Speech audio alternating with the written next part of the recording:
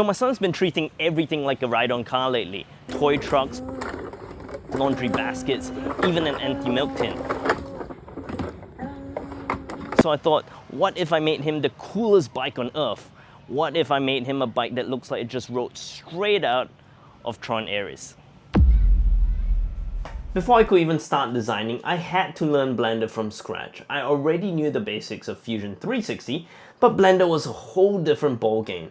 So I paid for a 3D car design course and we were off. I mean, how hard could it be? Just a ton of hitting the wrong hotkeys, losing track of where I was on the viewport.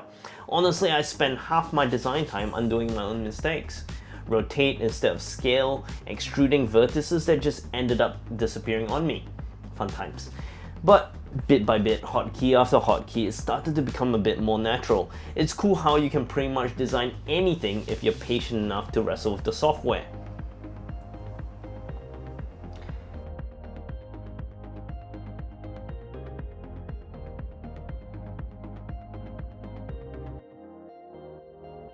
When I started this project, Tron Ares started pushing out their movie trailers, and I was like, dang, those bikes look insane. Like, if you look at those glowing rings, you think it's movie magic. If that was ever in real life, you'd probably do a double take and be like, wait, how does that even work, right?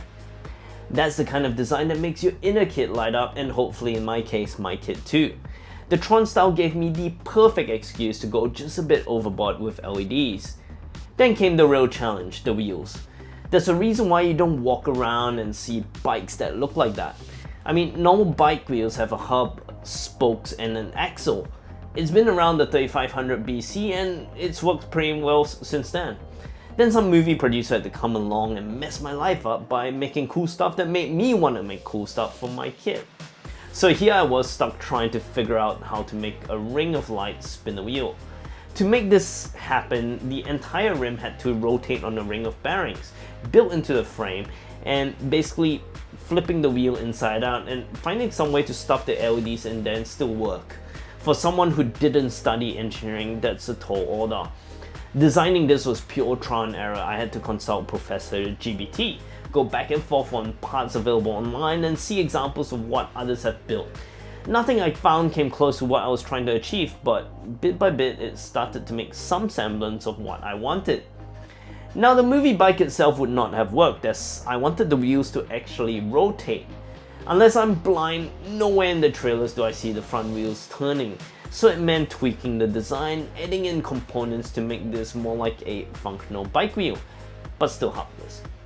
Once the wheel concept was done, I modeled the rest of the bike, based off picture renders from Nano Banana, ChatGPT, and Triple AI. And for someone who isn't artistically gifted, is that a word? Well, I had to resort to some AI assistance and then model it from scratch. It's not perfect by any professional standard, but it's mine. And for that build, that's good enough. And with the design locked in, time to make it real.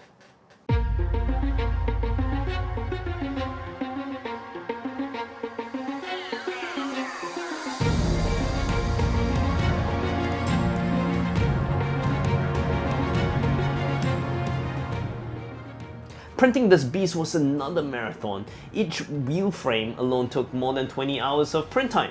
That's almost a full day, assuming the printer didn't decide to spit out some spaghetti whilst I was at work.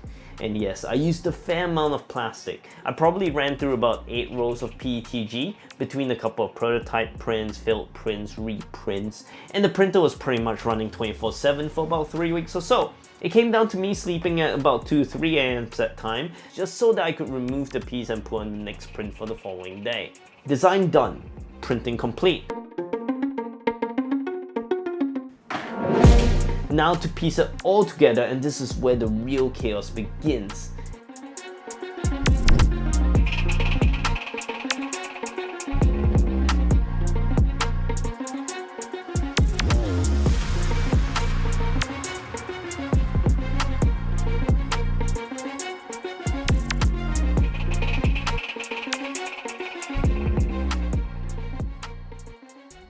When I first started putting this together, I realized 3D printing was the easy part. The real challenge was making these parts work together. You see, before all I cared about was the look and the feel of the design.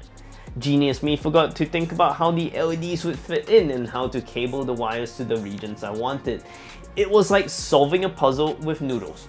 I accounted for hollow prints so they were empty, and I could cut out the sections with this bad boy, my new ultrasonic cutter, but then struggled trying to Tetris all the electronics into the body. Then I realized I had not planned for where the battery would go, so I cut out another section, freehand, as ugly as it turned out, and had to MacGyver some magnetic holes in. Now, could I have gone back to a drawing board and planned out some proper mounting points or opening door? Sure. I could even have printed some little attachments for the magnets, but hey, this worked and it's hidden inside.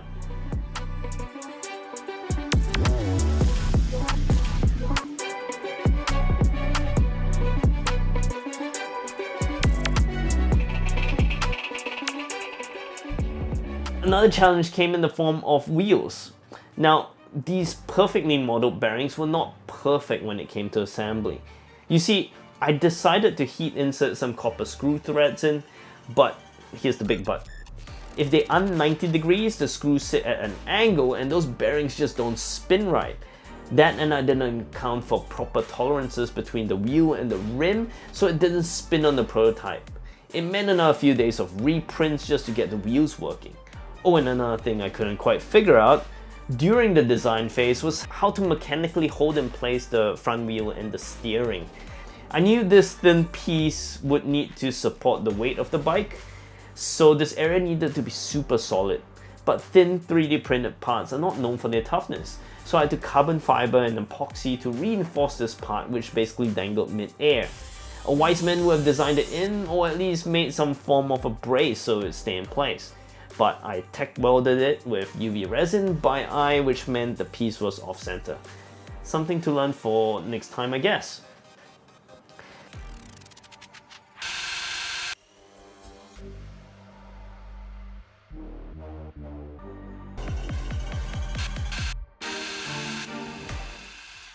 Now, after the abuse I put this bike through, I had to cover up any evidence of my lack of finesse.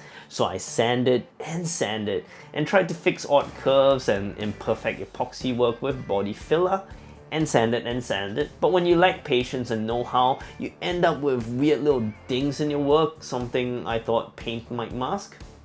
Nope. Also, UV resin doesn't play nice with paint unless you properly cure it, then wipe it clean with alcohol. Sadly, it made my paint job just that little bit wrinkly.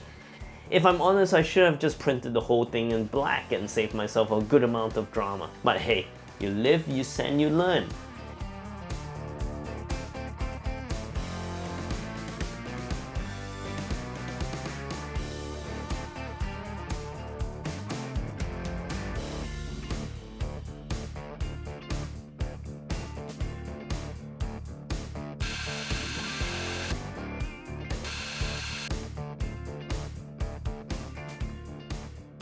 Once the paint finally settled in, albeit a couple of imperfections, the bike started to look a lot closer to what I imagined. Sleek, futuristic, and nothing I've ever seen a kid ride before.